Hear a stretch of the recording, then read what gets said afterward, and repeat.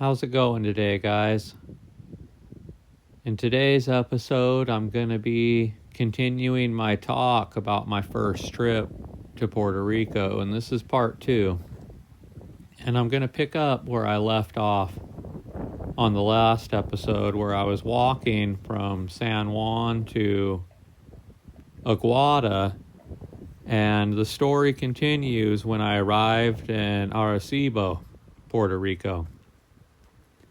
And right off the bat, I want to give a shout out to No Limits Fitness there in Arecibo, because I was on day 3 or 4 of walking and just sleeping outside on benches or wherever I could lay my head, and without a shower or really even changing my clothes. So I made it to this gym and offered to give them $10 to let me take a shower, but they thought what I was doing was pretty cool, so they let me just take a shower for free, and I really appreciate that. The people that run that gym, they were really nice people, so they deserve a shout out. And I spent 2 days in Arecibo. They have a really beautiful cemetery just half a block away from the ocean there that I spent hours filming and photographing. And one of the things that really prolonged this first walk for me was I had a lot of data issues with my phone. So I had to film a couple episodes and then upload them on YouTube and then delete them off my phone so I had the memory to continue. So a lot of times I couldn't even do a full cemetery on the memory that I had with my phone, and that's just because I was really unprepared for what I was doing just all across the board. Everything was in its infancy stage at this point, and I just wasn't ready mentally or technologically to really accomplish everything I set out to accomplish on this walk. So the problem with all that was that to narrate my episodes, I tend to need some sort of quiet area. And anybody that's been to Puerto Rico before knows when you're in a city in Puerto Rico, you are just not going to find very many quiet moments. And I really had a problem filming the whole cemetery in Arecibo because I couldn't narrate any of my episodes. I was hiding from cars and hiding from any kind of noise possible. And I just remember it being funny. I would narrate my episode for 10, 15, 20 seconds and then pause it while a couple cars or a motorcycle drove by, and then so on and so forth. So it ended up taking me a number of hours sometimes to accomplish this, and that really kept me at places for longer than I wanted to be, you know. The city of Arecibo had a lot of favorites for me. Not only my favorite gym, but my favorite restaurant that I've ever eaten on the island is there, Marco's Pizza. It's right off of Highway 2, and I remember just being really beat up one night and going there, and I told them about my walk as well, and I got a medium pepperoni pizza. That's usually what I go for when I go to pizza places anywhere, and they gave me a free Coca-Cola to go with it. And the thing is I don't really drink pop. I might have one pop every couple years or so, but that was one of the best sodas I've ever drank in my life. It was almost freezing cold, but just not quite. They had it just perfect. And I remember scarfing that pizza down and chugging that soda, and it was so good that I almost just bought another one.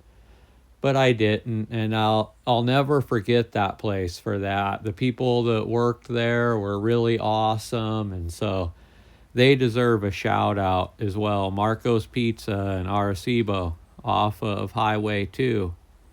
And another thing that was my favorite about this city on this island was the bench that I slept on for a couple days here.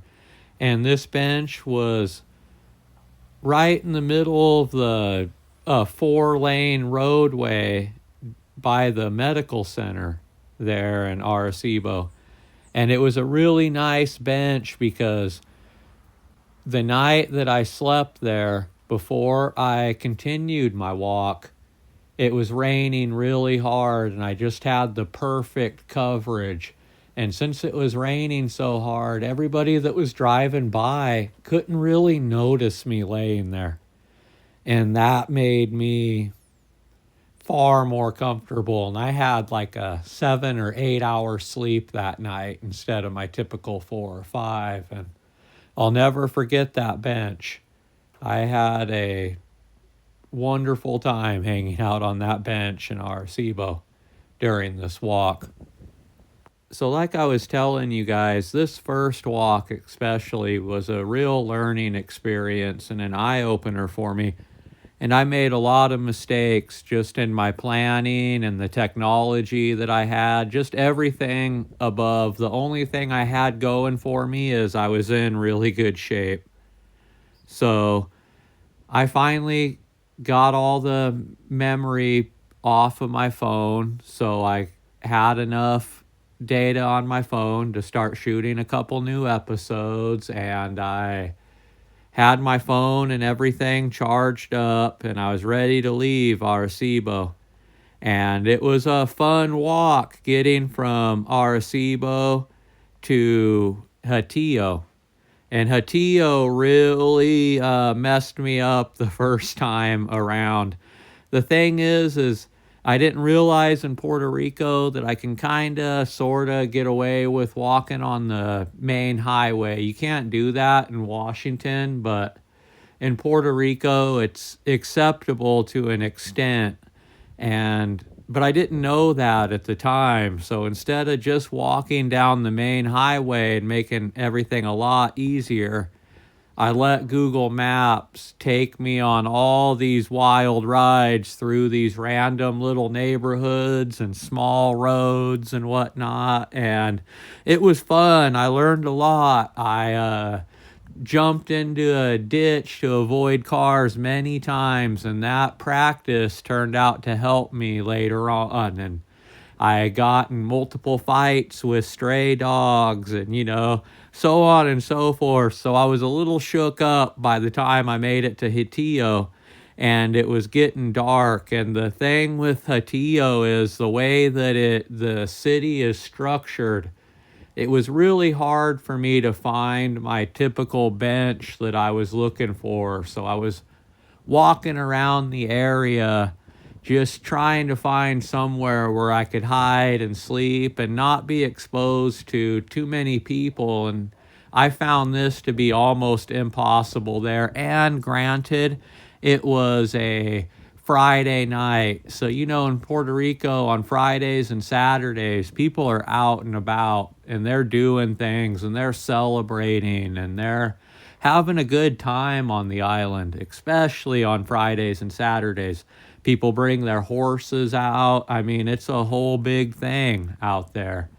And it was the first city that I saw a decent amount of homeless people walking around too, which also had me on high alert. And so what I ended up doing was I crossed the highway and I ended up sleeping in like this park.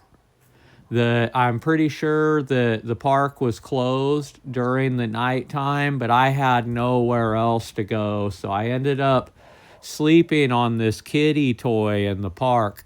And it was not the best sleep, I won't lie. I probably got about 2.5, 3 hours of sleep. And then right as it started becoming daylight the next morning, a couple people saw me sleeping up there and they called the authorities. And I just kind of had this feeling in my gut that I needed to get out of there. So I put my coat on and put my backpack on and got everything packed up real quick, and I just jumped over the fence of the park. And luckily there were no cars coming by, so I ran across the highway and just sat on the bench over there and caught my breath. And then I saw cops pull up at the park, and a number of them went up to where I was just at with flashlights and looked around. And so it just got my blood pressure going a little bit. So I was like, man, I have to get out of here. And then again, Google Earth Maps led me on another just wild ride when I left Hatillo on my way to the next town. And I was going through all these twists and turns and random neighborhoods and battling stray dogs, and it was great, but it really rattled me. And at that point I was considering just like being done with the walk, even though I knew I couldn't and I wouldn't. It just really soured my attitude a little bit, just for a moment. Walking from Hatillo to Quebradillas was kind of a blur to me, to be quite honest. And like I said, I wasn't on the main highway, so I was walking through all these really interesting neighborhoods and just random places that sometimes weren't always that comfortable for me, but I think that was more so in my head than anything that was actually happening.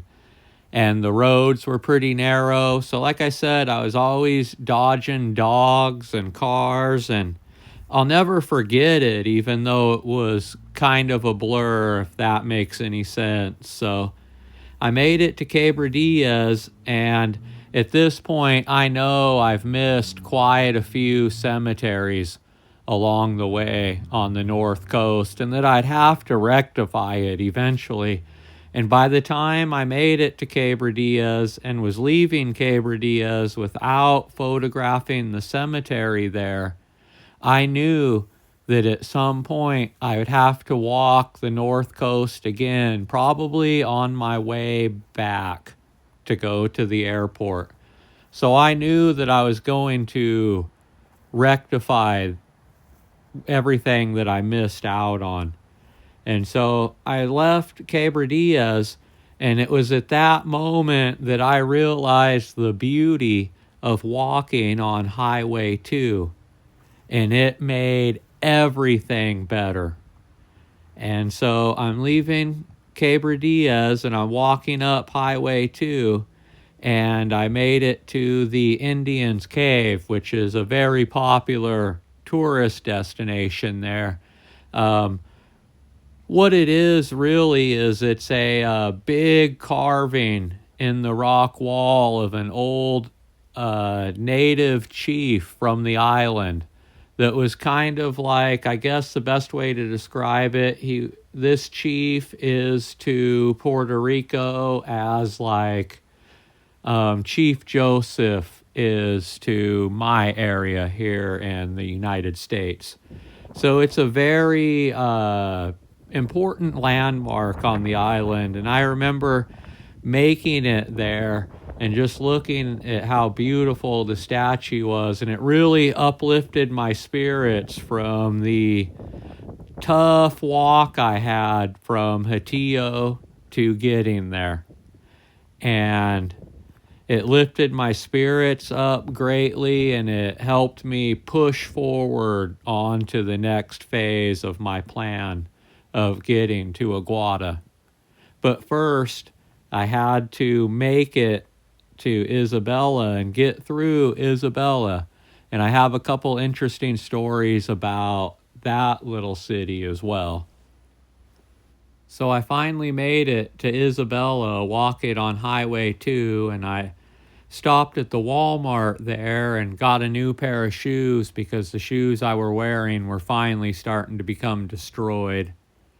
And I slept on a really nice bench there, just a tenth of a mile away from the Walmart Supercenter on Highway 2, and It was a really comfortable bench. The only problem was that it was on Highway 2. So there was lots of traffic and long lines at every red light and, so on and so forth. But I made it through. And the next morning, I found myself in that same predicament. I had too much memory on my phone to photograph and film the cemetery there that I wanted to. So I went back to Walmart, and I'll never forget this day. I got some grapes and a gallon of water, and I just walked around South Isabella for a while, and I ended up finding a park to sit in that was quiet enough to narrate a couple of my episodes that I did from the Arecibo Cemetery. And so I can upload them and clear my memory and, so on and so forth. And quite an interesting story. I'm the only person sitting at this park, and they had like these concrete benches and tables that were right in the middle of the park, and there were basketball courts and, stuff like that. I was right in the middle of this big square concrete slab, and then all of a sudden I hear all this noise, and there was like 40 people on little dirt bikes and motorcycles and bicycles with motors on them that were rigged up. There were a couple people with little four-wheelers and stuff. A big gang of people drove down the street and came into the park and started driving circles around me. And at first, it really scared the crap out of me because I just wasn't sure why they were there, and were they doing that because I was there. And so I jumped up and put everything in my bag real quick and put my grapes away and my water away, and I was ready to go. And then they just left. They all drove out of the park and just continued on their way. I think it was just their route, but I didn't interpret it like that in the very beginning, so it really scared me, and it's just something I'll never forget, and I laugh about it to this day. So I sit back down and I finish narrating my episodes and uploading them on YouTube, and I clear the memory on my phone and go to a Burger King and recharge my phone and whatnot. And at this point, it's already dark, so I just lay back down on that same bench on Highway 2 and go to sleep, and I have big plans for the next day. And so I get up the next day, and I walk to the Cementerio Municipal de Isabella. I film it, I photograph it, and then I start heading on my big push because I'm going to go from Isabella to Aguada that day. I don't plan on sleeping anywhere in between. I'm just going to go straight to Aguada and see my friends. So that was the plan. So that's exactly what I did. I got up that morning, I went to the cemetery and filmed it and photographed it, and then I had coffee and a donut at this nice little shop there in Isabella by the cemetery. And then I walked for about 9 hours to get to where my friends were staying at a place called the Villa Marsan Health and Wellness Center. And it was an amazing place. Definitely one of my favorite places on the island. And I'll have a whole episode just talking about the month or the 2.5, 3 weeks that I spent there with my friends. Because that experience is worth a whole episode in of itself. But I just remember that walk being pretty brutal. And there was another act of kindness that I received while I was walking down the highway. Somebody ran out there and gave me another icy cold can of Coca-Cola. It was the second one I drank on the island, and it was absolutely delicious. It might have been better than the Coca-Cola I had at Marco's Pizza. But the walk was brutal, but it was beautiful.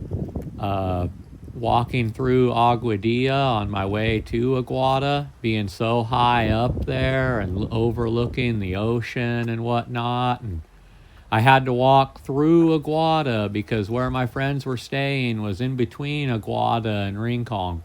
So it was a long walk getting from Isabella to where I needed to be. And I did a lot of walking at night during that treacherous journey.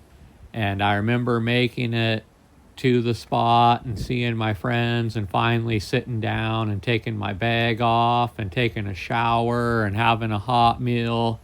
It was just absolutely fantastic. Anyways, that concludes part 2 of my first trip to Puerto Rico.